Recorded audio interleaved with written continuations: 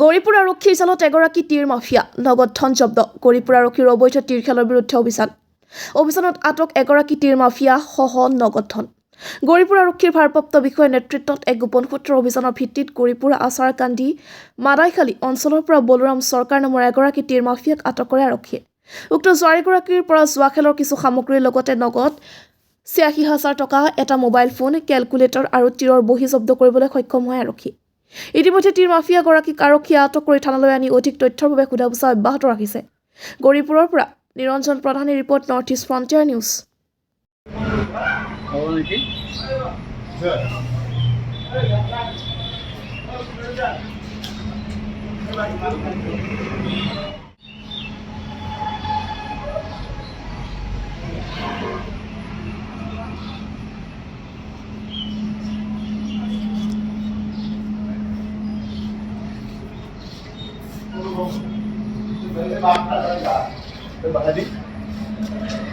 বাহিৰ